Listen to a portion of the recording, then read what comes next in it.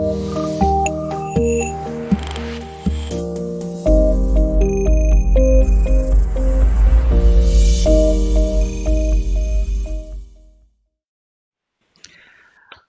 to another episode of Be a Better You, a chat series, which is, we discuss all about personal branding. In the past, we have talked to IT professionals on how personal branding, networking can be an important tool for personal branding, how important it can be for international students. And today we have an expert, a LinkedIn expert, to explain how LinkedIn can be used as a powerful tool for personal branding.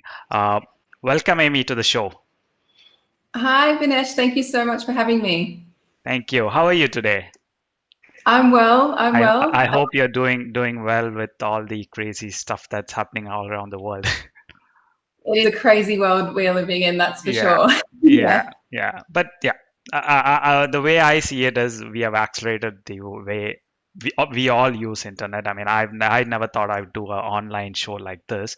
So it's interesting times. Everyone is experimenting and it's fun. So can you tell something about yourself? I particularly like how your intro goes, Yeah, that great. you started business when you're 12. So I'm particularly interested to hear your story on how you started everything. Yeah, that's right. I was a bit of an entrepreneur through high school and started my own business when I was 12. I used to make my own handbags and then sell them at school, which was quite funny. But, since then, I have predominantly been working in the spaces of HR and executive recruitment, both across here in the UK and Canada. So I've worked with companies from small startups right through to large organisations like HSBC and the YMCA. And now I run my own coaching and consulting business where I really help individuals, particularly leaders, really get to the next level in their career and also look to start their own online businesses as well. So a lot of that personal branding comes into play when you're looking at really putting yourself out there in your career or your business. Brilliant. But how is it that you start a business at 12? I'm a bit over 30 right now, and I still struggle to set up my business. I mean, did you just wake up at when you're 12 and you decided to do a business? I'm just curious. Yeah, it was an interesting one, right? I wasn't old enough to go and get a job and make money through a job, so I was Yeah. like, how do I make some money on my own? And I ended up just I was doing some sewing and things at school, and I was just sort of playing around. Ended up making up some of these bags. A few of my friends were like, "Hey, can you make one for me?" And then it kind of just snowballed from there. My auntie had a shop too, so I ended up just selling them through my auntie's shop, and it was one of those unexpected things. I kind of didn't really know what I was doing, I guess, at the time. I never really intended it as a business. It was just a hobby. But it was a really cool, little learning experience for me back then. Excellent. So yeah, before we start our discussion on personal branding, welcome to all our viewers across LinkedIn and YouTube. So if you're watching us, I see about 40 people watching us on LinkedIn Live, and I'm sure there are a lot of people on YouTube as well. Please put a comment, say hi, say hello, say where you're from, so that we know that you're watching. Otherwise, it would be I'm not saying it would be a boring conversation between two people, but if you join us, it would be that much more interesting. So please keep asking questions, be it on YouTube or LinkedIn. We'll pick up the questions then and there and have a chat on that. Today's topic, as I already said, is using LinkedIn as a powerful tool for personal branding. So I've been talking to different people on what personal branding means to them. I mean, I get different stories from different people. So, what does it mean to you, Amy? Yeah. So for me, I see it as a competitive advantage in your career and in your business as well. It's a way that you can really differentiate yourself and really stand out from others out there. And it's a way that you can do that very genuinely as well. I think a lot of people sometimes can get confused with personal branding and what it means. It doesn't mean that you're obnoxious. It doesn't mean that you're putting yourself out there to be famous. It doesn't mean that you're better than anyone else if you're putting yourself out there in different ways. And so for me, I think it's just a really genuine amplification of who you are. And it allows other people to sort of get to know you, trust you, build your credibility in your career and your business. And it really helps to be known for something ultimately. Yeah, that's a very interesting way to put it. I think there's a I wouldn't there is a misunderstanding on what people understand. I mean, personal branding is flashing all over the place right now, Yeah. and people are quite unsure. I mean, branding used to be something that big companies do, Mm, mm. MNCs and stuff, companies like that. No, so, what I mean. What changed recently? I mean, why is there so much emphasis on personal branding? I'm sure probably a decade ago this was not such a big thing. So Yeah. what's driving this? Yeah, look, really, ultimately, in the digital landscape that we're all operating in, we have to compete now on a global scale. Yeah. So years ago, you could apply for a job or you could start a business, and you would do that very locally. You would go and meet people for coffee, you would network with people face to face, and then people that you knew in your personal circles would get to know you and understand you, and you'd sort of go from there. Yeah. But now people are really comparing you on a global scale. So if you were a marketing executive in Sydney and you were competing for jobs, then people will look you up on LinkedIn and they'll look up marketing executives in London or New York or anywhere they want, and they will make that comparison. And so your personal brand now is super important in order to really stand out, because that comparison on a global scale, it just happens naturally. And it never used to happen, years and years ago. So I guess that's just the world that we're operating in now. Yeah, I think LinkedIn and all social media platforms have made this world a smaller place, Right. and that's reflecting, people. I don't know. I'm getting high from Malaysia, high from Sydney, high from Melbourne. So that's proof, that's proof. I mean, this LinkedIn is making this world a smaller place. So yeah, I think Totally. that's one of the major reasons that why social media and personal branding is becoming such an important thing. Um, Yeah. but like you mentioned, you think it's about flashy stuff. Branding is Mm. all about showcasing what you are, how you are, and all those stuff. But the first step of this is understanding who you are, right? I mean, having clarity on what it is that you are. Only then you can go and brand about it. So, what are your thoughts on this, Amy? Yeah, you are so right, Vinesh, because everyone has a personal brand by default, right? But most people don't think that they do. So, as an example, if you're someone that turns up to work late every day, that's part of your personal brand. It's not a good part of your personal brand, but people will associate you with being late or unreliable and all those sorts of negative connotations, right?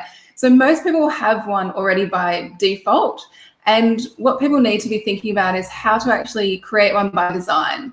So that means exactly what you said, getting clear about who you are, what your strengths are, what is the value that you bring into the world, whether that be in a business sense or in your career, and how are you really going to amplify that and articulate that to other people when they're coming across you, so they can get to know you a lot faster. And it just speeds up that whole process of people being able to trust you and believe in what you can do.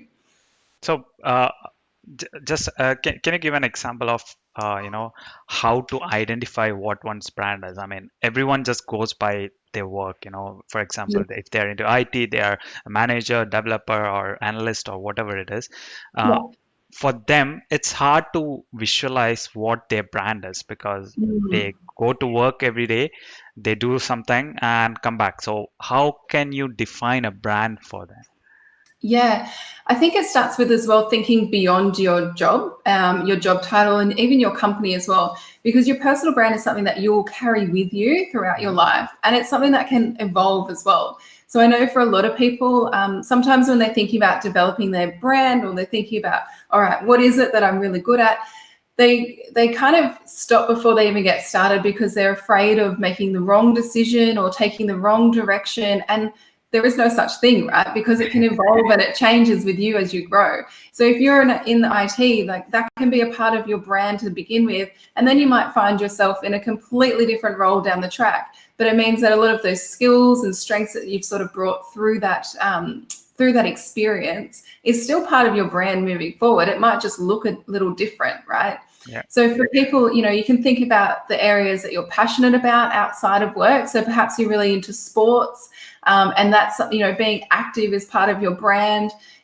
Anything like that, thinking beyond your job is a really good place to start. And just thinking around what your natural strengths are. What is it that people tell you that you're good you're good at, and you might not even recognize that in yourself, right? So you need to be paying attention to what keeps on coming up for you. People might say, oh, you're really organized, and you might not think you are, but other people see that in you. Yeah. So you kind of have to pay attention to those little clues, and it kind of pieces it all together.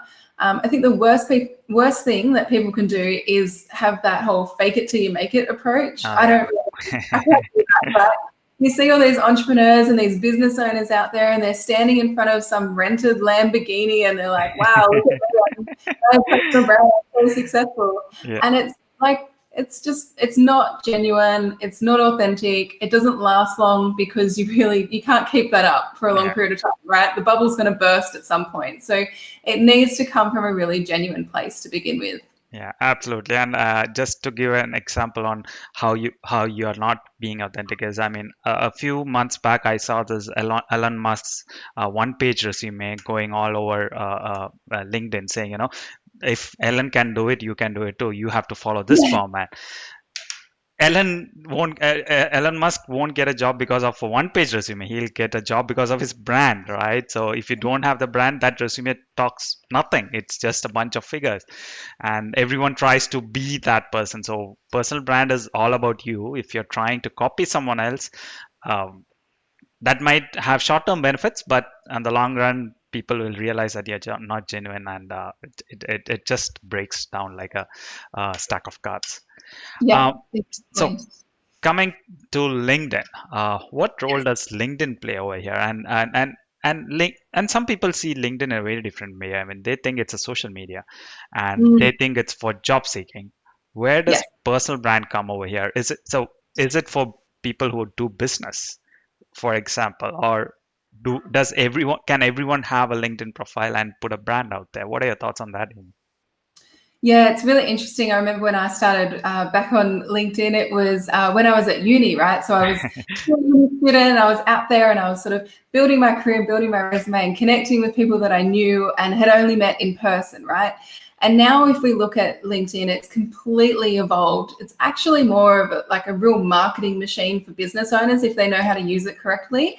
But more so, still for job seekers and people in their careers, it's really fundamental to make sure that you've got that in place, because you need to be able to remain relevant in the digital landscape. So what we were talking about before is that you need to be visible across platforms on a global scale, and LinkedIn for your careers or your business is usually the go-to, right? Because you know that the people that are on there are people that are hiring for jobs, are people that want to do business with you, are people that you can create genuine connections with as well from an industry point of view. So there's plenty of different ways that you can use LinkedIn. I'm a massive fan and advocate of LinkedIn, but this is not a LinkedIn interview.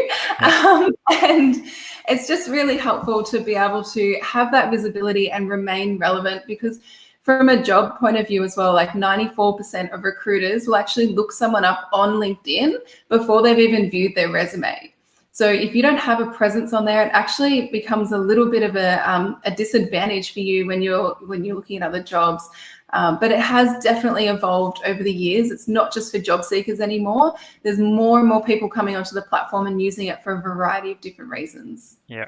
So I like one thing that you mentioned over there. You mentioned the recruiters, 94% percentage of the recruiters take a look at your LinkedIn for your LinkedIn presence. Yes, your profile is there, but presence is something different. How do you define LinkedIn presence or LinkedIn activity? Yeah, that's a great point, Vinesh, because people typically people have a profile, and it might not be a complete profile. They have a few things up there and they think, all right, awesome, I've got my LinkedIn profile now, let the opportunities roll in. Everyone's just going to come to me for jobs or business or whatever it is for you.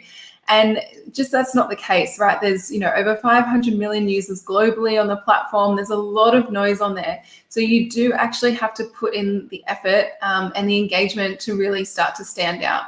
So what that means is being active on the platform. So instead of just being what I call a LinkedIn lurker, which is behind the scenes. Yeah. And I know, right, because I was in recruitment for a lot of years and I was the biggest LinkedIn lurker out there. I would stalk all the CEOs that were out there and I would recruit them. And I didn't do a lot of activity on my own profile, right? I wasn't doing anything. I just had a profile and it sat there.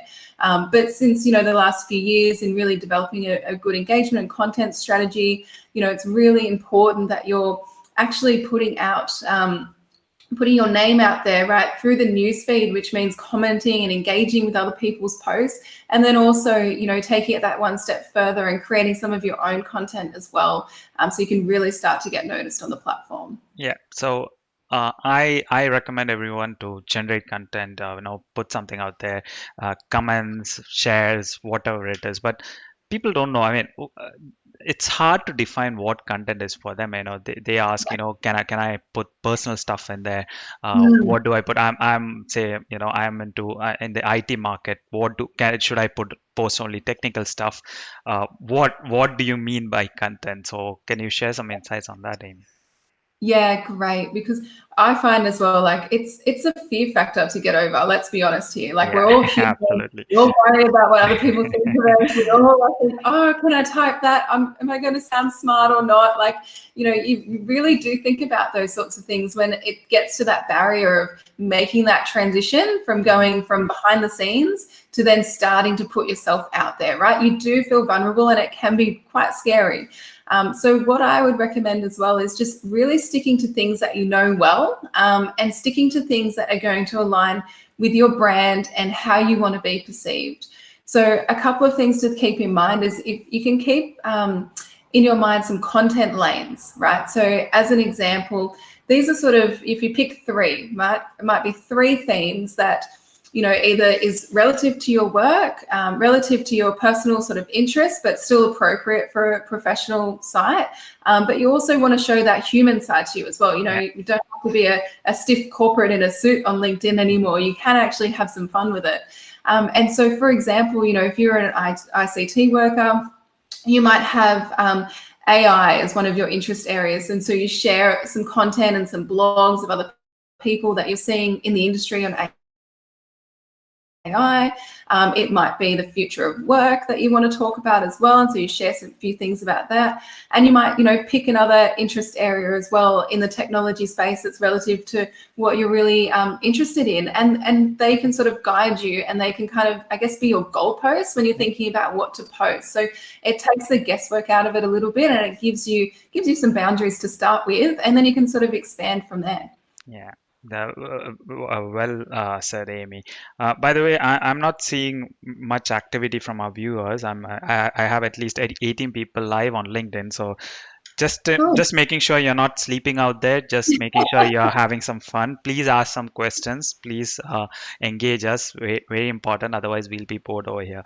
So you mentioned yes, these are the content that you can post, but what is it that happens when you post that content? I mean, people ask, okay, why should I do this? What exactly happens when you post this content? And another question that comes is imposter syndrome. Yes. Are you supposed to post this? I mean, I'm sure that someone has already said this. I mean, should I say this again? Is there a point in doing this? What are your thoughts? So I remember when I went to post my first ever LinkedIn video. It took me 6 hours to do because it took me 2 minutes to film the video and then 5 hours and 58 minutes to build up the courage to actually post it, right? So you're not alone if you're thinking like that. Everyone goes through it, okay, because it's different. And when you do something that's a little bit outside your comfort zone, it's going to feel quite confronting. It's going to feel quite scary. You're putting yourself out there.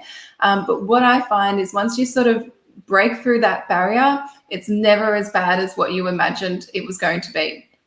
So one of the things that I really like about LinkedIn as a platform in general is that it's actually quite a really supportive community of people out there. So I think because it's a bit more of a professional site, people talk about trolls on Facebook and Instagram, and of course you're going to get people that have different opinions or might say something, that's a bit off one time.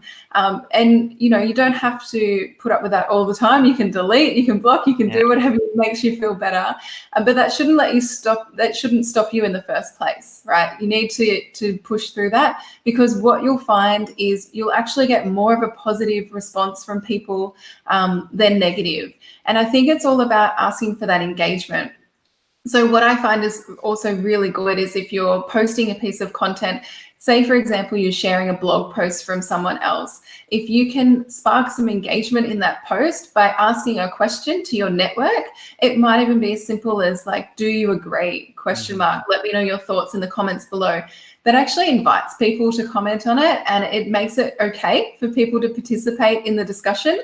And you'll find that really sparks the engagement, and it's quite encouraging, when people are responding, and then you can start that dialogue in the comments. And that's a really good way to just sort of dip your toe in the water and get a feel for it, and you'll realize that it's not as bad as you made out in your head. Yeah, I remember my inspiration for posting my first video was Unleash the LinkedIn content creation session hosted by Sally, where Yeah, you, Ahmed, Nathaniel, and Sally inspired me to do it, but it still took me yeah. 2 months of unlimited shooting to put it out there. So it's really hard. I mean, the first time is really hard, but I think once you get used to it, you just get comfortable. And I really like the point that you mentioned about trolls as well. Um, it has happened to me in the past, and I remember that one of you shared a post on LinkedIn where you explained how to deal with trolls. Just ignore them for a start. And then after reading Brené Brown's book, if you're on the stage, and you will get your ass kicked. So that's true. So That's right. that's what I go by. So I have a question from Nikhil on YouTube. He's asking, how often should I post content on LinkedIn? Should I post twice a week, or what's the standard norm? Yeah, great question. And I think, one thing to always think about is your objective on LinkedIn, because it's going to be different for everyone. So if your objective is, say, as a business owner, and you're like, right, I'm committed for the next 6 months to get my brand out there, and I'm going to do whatever it takes, you might, dedicate yourself and commit yourself to posting, 3 or 4 times a week, maybe even up to 5, 6, 7 times a week if you really wanted to. Other people, once a week is fine. It's what you can do consistently, because what you'll find is the LinkedIn algorithm will actually start working with you and working for you when you're consistent. And so what I find is if you can't commit, if you say I'm going to do 5 posts a week and you do it for 2 weeks and then you don't post for like 3 months, you may as well not post it at all, right? Absolutely. You need something that is consistent. So start off small and then build it up, but stick to it consistently. How about 5 posts a day? What are your thoughts on that? 5 posts a day. Well, I personally don't do 5 posts a day, but if you can do that consistently, I say go for it. Oh, really? Okay. So I often find it hard to find content and to churn out content unless you have a team behind you like Gary Vee or someone like that who just churns out content every day, quality content, which is important. It's really hard. So instead, just phase it out, write it down, and probably spread it out over a couple of weeks rather than putting all your thoughts out there. And that's why it comes back to that objective as well, right? Because you mentioned Gary Vee there. Like his objective is to be on every platform all of the time, nonstop. So that makes his objective, right? But if your objective is, to look for your next career opportunity, you don't need to do it at that level. You can do it very strategically and very targeted and very consistently, but you can also have a life as well. Which is very important. Yeah. So hope that answers your question, Nikhil. That's from YouTube. Thanks for that question. We have a question from Nyaya on LinkedIn. He is asking, are there any secret trick or ways to search in LinkedIn like we can on Google search bar to reach out to more people? I'm not sure what he exactly means there, but he's probably asking how to effectively use the LinkedIn search feature. Yeah, great one. So you can, if you're comparing it to Google, you can use like what they call Boolean searching on LinkedIn as well, which will get you some specific results. You might say, a name and company, you know what I mean? And then that would bring up some more targeted results for you. Another way to really search for what you're looking for on LinkedIn is searching for hashtags and following hashtags. Really great if you want to keep up to date with, you know, a particular topic area or a particular company or a particular interest area. Searching hashtags is a really great way to do it. And then, you know, you've got your general filters and things like that. If you are searching for someone specific, you can use the filter functions too. So I hope that answers your questions. But yeah, Boolean search or hashtags will get you there fast. Yeah. So you touched on the topic of it depends on what your objective is and how you use LinkedIn. For a job seeker, their only objective is, unfortunately, they focus completely on getting a job, and they try all different ways which are not very effective and which doesn't really work out. What would I know there's no one answer for this. What would your suggestion be to or what should a job seeker's activity look like? Yeah, great. So I guess a good way to answer this is just sort of thinking about some mistakes that I see a lot of job seekers making on LinkedIn, because it's difficult, right? When you're feeling like I need to get a job and I need to, you know, it's that spray and pray approach where you try and ask anyone and everything for a job. And the hardest thing is that when you do that, you kind of dilute your value and you dilute your efforts as well. And so something to keep in mind is when you're specific, you stand out. And so what I mean by that is when you're looking at new opportunities, get really specific around what you're actually targeting. Is it a specific job title? Is it a specific company? Is it a specific industry only? Like really get laser focused on that. And then use that as a bit of a target to start with. And then even dive deeper into that and think around who are the people that I need to connect with in a genuine way, right? Because LinkedIn is at the very crux of it, a social networking site. And so it's how you build relationships. And, you know, it's no different to when you're just walking down the street and you see a stranger and you go up to them and you go, oh, like, hi, how are you? Nice to meet you. And then you kind of take the conversation from there. But if you went up to a total stranger on the street and said, hey, I'm looking for a job. Do you know anything? You go, what? I have no idea who you are, what kind of job you're looking for. Like, it's not specific enough. It's too vague. So they can't actually help you even if they wanted to. So the more specific you can be around the kinds of opportunities you want, then you can get really targeted about who you're going to approach. And then you can get really targeted about how you're going to approach that person and what's really going to resonate with them. Because people will get spammed with messages all day long on LinkedIn. And if you're that one person that actually goes that extra 1% to make it really targeted and specific, you'll stand out. Yeah, absolutely. A great answer, Amy. I mean, I was just checking my laptop. They was saying some error. So technology again can be crazy, but I think everything is going all right. Reshma from LinkedIn has a question. How do we bring our personal brand aspects on our LinkedIn profile apart from posts? So we've talked about content generation, posts, and articles.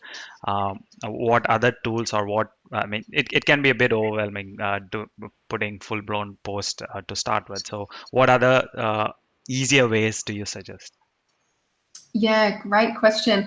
And you know that, you know, if you're not looking at content and sort of posting things out there, then you're really looking at your profile and how you really want to represent yourself as well. So it can be things like the tone of voice that you use when you're writing your profile summary. Is it more relaxed? Is it more formal? You know, what kind of information are you including in there? What kind of information are you leaving out?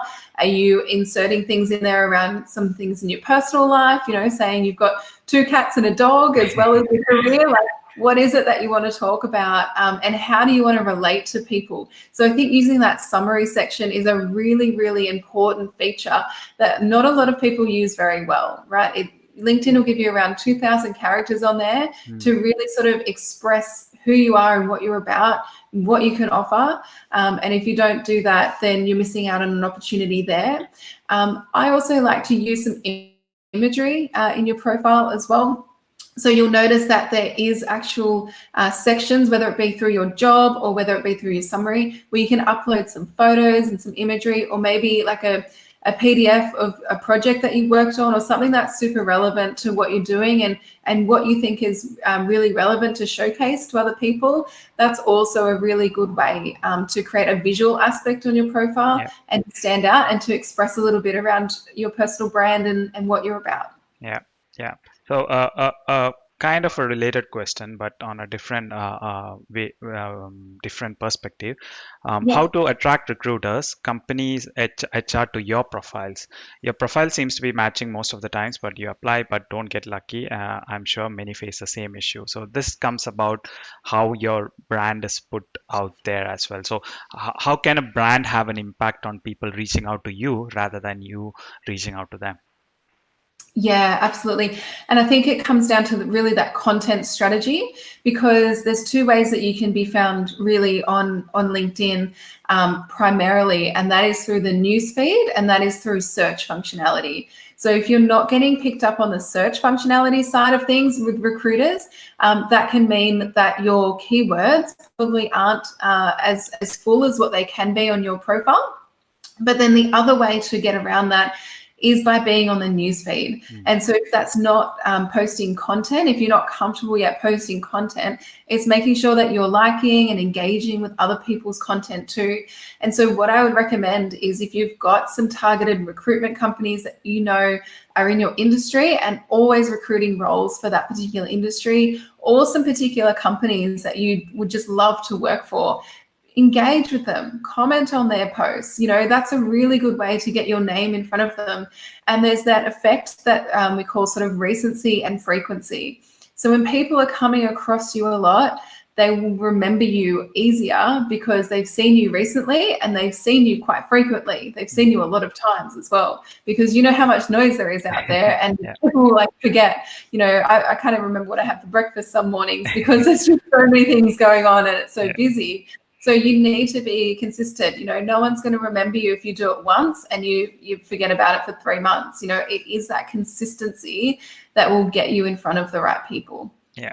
Now, let's talk about something that just happened today. So, LinkedIn Stories are launched in Australia. I Yeah. think it's specifically launched in Australia. How do you think one can utilize that to launch your personal brand? I mean, I think there are two aspects here when you're using it to build your brand as a business and when you're using to build up your brand as a job seeker. So I think both of them go in different ways. But what are your Yeah. thoughts? What are your early thoughts? I know we haven't got much time to process it, but what are your early thoughts on the scenes? Early thoughts are I'm excited. It's great. Because again, it's another way that we have opportunity to attract opportunity, right? Whether that's from your job or your business or whatever it is, right? It's another way that you can get comfortable getting out there. The great thing about stories, I know from using them on Instagram and Facebook, is they disappear, right? So you don't have to dwell about, I've got this video that I put up 6 months ago and everyone's going to see it. It's just there and it's gone. So I think stories are a really, really great way to showcase your personal brand beyond you as a professional as well, because really, like, you need to build that human connection with people, whether it's be going for a job or whether it's, in business. Like, people need to be able to relate to you. People need to understand where you're going to fit in, like what value you can bring, and show your human side too. Like, we're all people, but at the end of the day, right? So you need to be able to show a little bit of the behind the scenes, particularly for business owners. It's great to show a little bit of that behind the scenes of what goes on. And it's really interesting. Like, people really love having that sort of insider perspective. It's kind of showing it maybe at work, some projects that you're working on, or anything that you think is really going to enhance your professional and personal brand as well. I Yeah, think it's great. yeah. Exciting. I'm looking forward to see how people use it, and I'm looking forward to see how I can use it. I've never used it much on Instagram, so hopefully I have to get my hands on it. And looking forward to your LinkedIn session tomorrow to get more insights on that. Now, we've given an intro on how LinkedIn can change your brand and what you have to do and things like that. But how or how long do you do this? I mean, some people think, okay, if I do this 3 months, will I get something back, or can I stop then? And some, if you're looking for a job, the usual behavior I see is once you get a job, you Mm, sign out from LinkedIn and never come back. yeah. So for me, I think it's a lifestyle choice. You spend 1 hour on Instagram, give 10 minutes to LinkedIn. That's what I say. What are your thoughts? Oh, you have to be on there forever and ever and ever, right? No, I'm just kidding. It's look, it depends again on your objective, right? And it depends on the enjoyment level. Like Mhm. but particularly when I started putting out content on LinkedIn, I actually didn't think that I would enjoy it. I was doing it for my business. I was like, look, this is good for my business. I need to do this, right? But once I got over that hurdle and you get into a bit of that community that is on LinkedIn and that networking effect, it is actually quite enjoyable. So again, it's looking at your objective, it's looking at like how you like to spend your time and what you really enjoy. Mhm. And is that objective being met? You know, are you hitting your goals? If not, why not? What can you do? Like it's sort of iterating that process over time. But I definitely agree with you that, you know, most people, when they're in a job and they're comfortable, like the first thing they forget about is LinkedIn. Whereas really, it is something that if you can do consistently, it's something that will continue with you throughout your career or your business or whatever it is.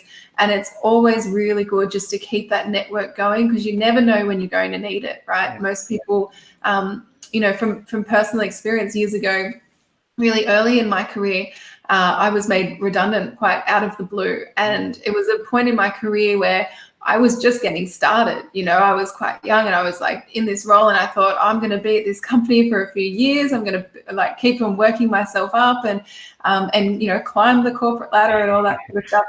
And it came out of nowhere, right? And like this pandemic has just come out of nowhere. So there are going to be events that happen continually throughout your careers and your business, and you want to make sure that you're on the front foot. You don't want to be flat-footed when that happens, Mm. because if you're putting in the work and you're doing the extra sort of 1% more effort than other people do at the times when you really don't need to do it, then it pays off for you in the long run. Yeah, absolutely. Now, on the flip side of things, what if you really like LinkedIn and it becomes addictive? I mean, I read a post last week where a person, I'm not sure who it was, they said, they're doing a social detox thing or social distancing thing, and they uninstalled Facebook, Instagram from their phone, but they're using LinkedIn, and their question was, is that cheating? Well, What? it's interesting because a lot of people separate out LinkedIn from the other social media platforms, but ultimately it's a social media platform, right? Yeah, You can sit there and you can be distracted all day long on LinkedIn yeah, and never get any work done. It's the yeah, same effect. yeah. So yeah, it is time management. It's managing yourself. It's managing what you really enjoy doing and what you want to do, and meeting those objectives as well. Like I know people that have got 400,000 followers on LinkedIn, but they spend 4 to 5 hours a day on the platform, Mm. which is insane, right? Who has that kind of time? But Yeah. it's because their objective is having a massive, big global audience, and that meets their goals, right? So you have to think relative to you what that is. If it's spending 10 minutes a day because you enjoy it, like do it. Mm. If you're spending 5 hours a day and you're not getting any results or it's not helping you meet your objectives, you probably want to question that. Yeah. So, yeah, it's up to you as an individual. Okay. Now, by the way, please keep the questions coming. I think LinkedIn Live has a bug where it shows incorrect users at time, some time.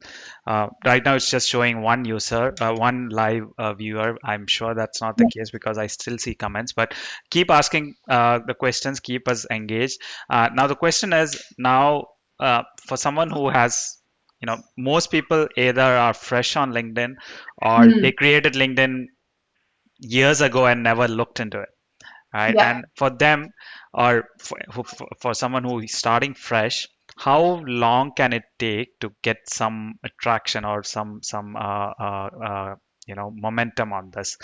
Because I'm sure if you post the first time you post, it could be that no one sees it, right? Or Yeah. or four or five people see it, and you get distracted by that, and you keep doing it, and you still don't get the number. So, how long do you think one should wait before making analyzing these stats? Yeah, great question, Vinesh. And you really do have to give anything some time, right, to get some traction. Like you said, if you post once and no one sees it, then you're going to be really disheartened and you're never going to want to post again. But you need to give it a few tries. And it can happen a lot faster than what you think as well. Like one of my clients, he was sort of had been on LinkedIn for a long time, just had a profile, but had never really put any content out there. He was, quite fearful of putting out his first blog post and worried about what, people were going to think of him, which is fair enough, right? Everyone goes through that process. But he posted it, and I think he got like 63 likes and like 30 something comments, and his profile, his profile views went up by almost 300%. And that was in the space of 48 hours. Yeah. And so things can happen quite quickly. But just because he had that great result and, a bit of engagement there, doesn't mean that people are going to keep coming back to him 6 months' time if he does nothing from this point. And so it is that consistency, and it is giving it a little bit of time.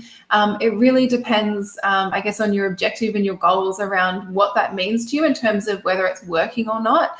You have to, kind of look beyond some of the vanity metrics. Sometimes it's very easy to get caught up in the likes and the comments and the views, right? To think, oh, I've had 10 likes on this one, and oh, that's awful because I had 90 likes on the other one. I don't look at that at all. I look at the consistency, and I look about the engagement that I'm getting with people. And then what most people don't think about is that a lot of things happen with LinkedIn behind the scenes. So I might put out a video, and then, it might not get that big engagement for that particular video for some reason. But then 6 months down the line, someone might send me a message through LinkedIn and say, hey, I saw that video on, XYZ, and it really resonated with me, and I wanted to, call you up and see if we can work together. And so that happens, and it's over time that sort of snowballs. So, if I was to give up after not having that great first engagement on the video, then that never would have happened. You know what I'm saying? So It does take time, and you will realize after a little while what feels right or wrong, and use it as feedback too, to make sure that you're creating really engaging content. Because if it's not working, there might be a reason for that, and you need to think about, okay, how can I improve? Yeah. So I think I come across that same issue every now and then, a post, I mean, one of the posts goes like 200 plus likes, and the next post will have less than 10 likes. I'm like, okay, what did I do wrong here, right? So Probably nothing. yeah, probably nothing. That's what I say. It's LinkedIn. It's LinkedIn's fault. Yeah. So on LinkedIn, what are some common mistakes that you see, be it a job seeker or a person who's starting a business, or person who's trying to amplify their brand? What are the common mistakes that you see out there? Yeah. One of the biggest ones, I think, is focusing too much on yourself. And that seems quite funny when you say that, out loud. But what it really means is that you have to be on there, and you have to come from a place of wanting to give value and wanting to add value to others, because that's when you actually get the most engagement and the most traction. Because we've all seen people on there that are quite salesy, and they look at it as just a way to approach a whole bunch of decision makers, and then build no relationship at all, but just go straight in for the sale, right? And it feels like a bit icky and a bit gross sometimes for some people when you see that. And so if you're not doing that, if you're actually being genuine and you're adding value, and you're, giving your thoughts and opinions, or your knowledge or your expertise around certain areas, and it reflects your personal brand, you start to really get known for that. You start to really position yourself as an authority in your space.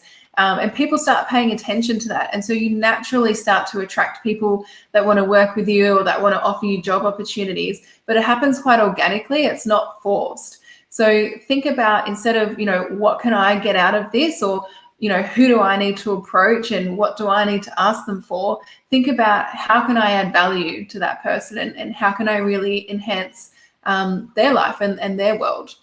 Yep. Yeah. All right, so we have a question from Reshma on LinkedIn. There are posts which say like, comment, and add people who comment on this post to increase your connections. How effective can that be, and what purpose does it serve? Personally, I hate those posts, but what are your thoughts? Yeah, look, I'm not a fan either because for me that's just not that genuine. Like I don't Yeah, know, that's just my take on it.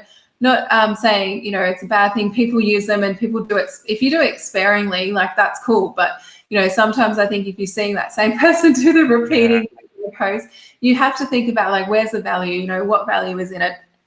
And it's looking beyond, like I said, those vanity metrics.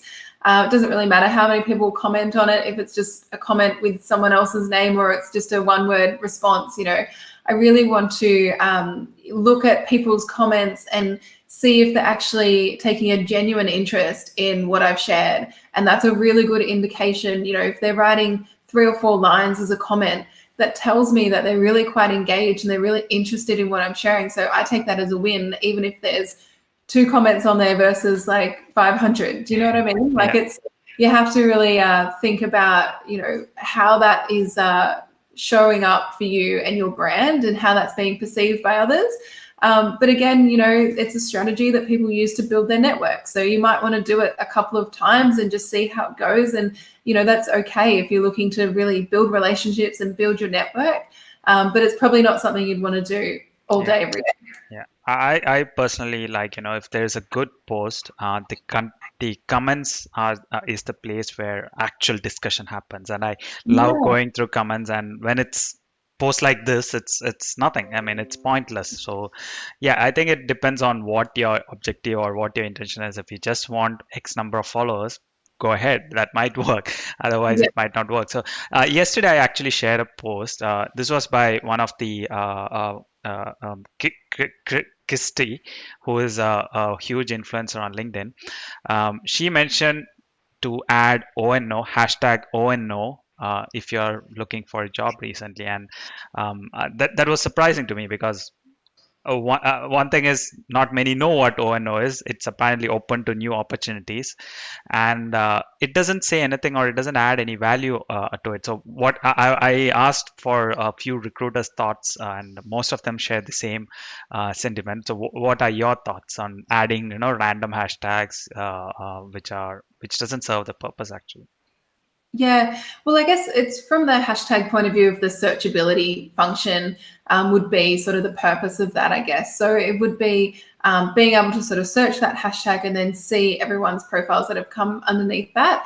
And so, yeah, I mean, it has its place and it doesn't. Like people can create their own hashtags as Yeah, well. Like I sometimes will do hashtag my own name, yeah, hashtag Amy Smith, because for me, that actually helps me to, if I type that into the search bar, that helps me find my content a lot quicker. yeah, Yeah, because it's actually from a user point of view on LinkedIn, it's not as easy as a content creator to sometimes find the content that you've created. So that's actually just my own process in my yeah, business that makes it a little bit more efficient for me.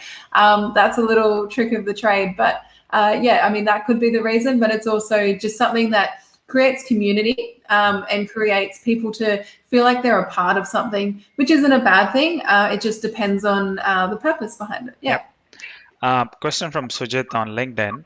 Do recommendations on LinkedIn actually help businesses in recruiting people? Yes. Short answer is yes. Yeah. Yeah, I think that explains it. Right.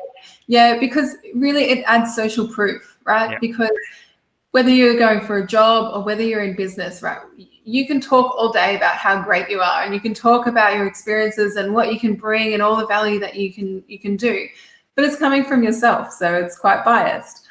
Whereas if you've got someone else that is sort of backing up those points in the form of a recommendation, that is gold. It yeah, creates social proof, it creates credibility, creates trust, backs up everything that you're saying in your brand. So it's really, really important.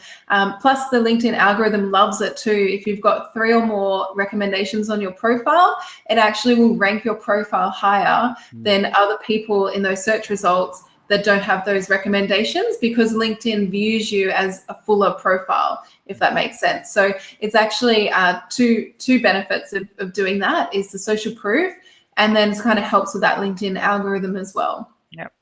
That's well explained. So we probably have just a couple of more questions before we wrap up this session. So any questions, please post it right now so that we can take it up after this question. Now, the last question from my side is coaching, be it on LinkedIn, how to use LinkedIn, or be it on personal branding. It's usually very expensive, be it the courses or hiring a private coach or whatever it is, it's usually expensive. Yes, there are tons and tons and tons of free resources. So if people have the patience and time to do that research, yes, it'll work. But how do you justify this cost? I mean, especially for someone who doesn't know the power of LinkedIn. So if they say they have to pay X amount of dollars to get up to speed, and the results are kind of not guaranteed either. So how do you justify this cost? Yeah. Well, firstly, I guess, before you're looking at any coach to work with, you need to make sure you're looking at the right coach to work with. And so you want to make sure that whoever you're working with has actually got the results that you're trying to achieve. So again, it comes back to your objective and what you're trying to do. Because if it means, that they've been able to build their career through LinkedIn or whatever it is, you just want to make sure that whoever you're working with can actually walk the talk around what they're doing. That's first and foremost. And so the investment when it comes to a coach, I always think of it as an investment in myself. I've always worked with coaches throughout my career and my business. In fact, when I made the jump from corporate, I'd been working in the corporate space for quite a few years, and then I made the jump into my own business. I actually invested like over $40,000 in my own personal development, which is crazy, right? Yeah. But such a good investment in terms of coaching and mentoring and different programs, right? Because I knew that I was like well and truly committed to my goal. And I was going to do whatever it takes. And I wanted the fastest possible way. Because when you're paying for a coach, you're not paying for like their time or whatever. You're paying for the shortcuts. You're paying for the strategies that are going to save you time. Because, yeah, you can look on Google, you can YouTube things, but people don't really look at the wasted time and the hours that they spend doing that, because, willpower will only get you so far, right? Sure.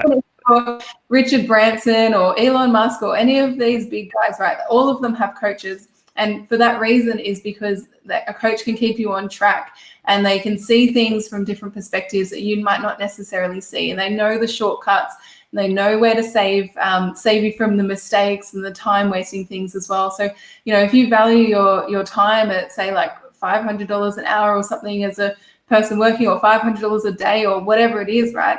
Start to add that up, and you think about, if it takes you 6 months or 12 months to start a business, then how much time and money have you actually lost in that process, where you could kind of get a coach from the beginning and shortcut that process, into weeks and not months. Yep. Well explained, Amy. I don't see many questions. By the way, Amy has offered her ultimate LinkedIn blueprint for free for any of our viewers who was watching this. So please contact Amy, or you can leave a comment on this post, and Amy will get back to you on that. So if you want the ultimate LinkedIn blueprint, please either connect to Amy and send her a message, or you can comment on this, and she'll get back to you. So thanks a ton for that offer as well. Anything you'd like to add? I mean, my list of questions is done. Anything you'd like to add on this, Amy? Yeah, I think the biggest thing is just get started, guys. If you're listening to this and you've been wondering about whether you should do LinkedIn or not, like, just give it a crack, give it a go, because you just need to move through, I guess, that fear factor in the beginning, and it's never as bad as what you think. So just get out there, connect with me, send me a message, let me know how you go with everything. I really hope these strategies have been helpful for you, and I want you to take them and run with them, and I hope to see you on LinkedIn. Yep, awesome. Thank you so much for your time, Amy. So we got a good insight on how you can use LinkedIn to elevate your personal brand. Again, LinkedIn is a tool where you can elevate your personal brand. Remember that you have to do your homework before that to figure out who it is that you want to be. Connect to people, build your brand, network, and that's how you grow. Thank you so much for your time, Amy, today. So I think people can connect to you over LinkedIn to get if they have any questions. Absolutely, yeah. Connect with me on LinkedIn. You can also follow me on Facebook and Instagram as well. I'm on YouTube too. So yeah, they're the social platforms to find me on. I don't think anything is left over there. Probably TikTok. Have you tried TikTok yet? No, I haven't hit the TikTok Yeah, yet. yeah. There is a peer pressure or everyone saying TikTok is the next big thing, Yeah, but I haven't been there yet. So hopefully yeah, we'll do an episode in the future on how to use TikTok. Hopefully. Yeah. yeah. Thank you so much for your time, Amy, today. No problem. Thank Yeah. you so much for having me. Thank you.